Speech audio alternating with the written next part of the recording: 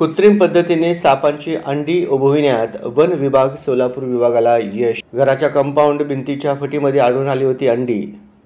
घटना सविस्तर. दिनांक 17 जुलै रोजी वन विभाग रेस्क्युअर प्रवीण जेहुरे यांना फोनवरून माहिती मिळाली. रामवाडी परिसरातील वसीम जमादार यांच्या कंपाऊंड भिंतीत अंडी आहे. सदर अंडी सापाची वाटतात असे फोनवरून शंका जमादार यांनी व्यक्त केली. घटनास्थळी जेहुरे तेजस मेत्रे पोहोचले असता अंडी सापाची असल्याचे समजले, परंतु कोणत्या साप जातीची आहेत हे समजणे खूप कठीण होते. अंडी मनुष्य नजरेस पडल्याने धोका वाढला होता. एकूण 7 अंडी होती. प्रवीण जेहुरे यांनी सुरक्षित फटीतून 7 अंडी बाहेर काढली. भरणीत सुरक्षित ठेवून त्यांनी सिद्धेश्वर वनविहार गाठले.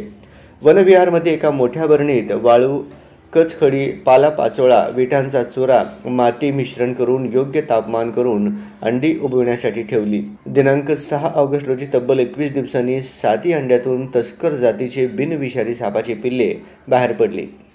दिनांक 7 ऑगस्ट रोजी निसर्गात मुक्त करण्यात आले. यासाठी उपवनसंरक्षक सोलापूर धैर्यशील पाटील,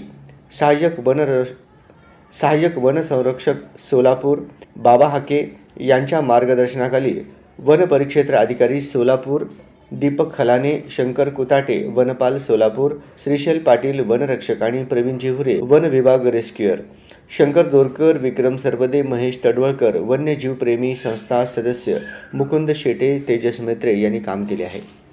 नागपंचमी 2 दिवसावर असताना सापांचा 7 पिल्लांना मिळालेल्या जीवदानामुळे सर्वत्र कौतुक होत आहे.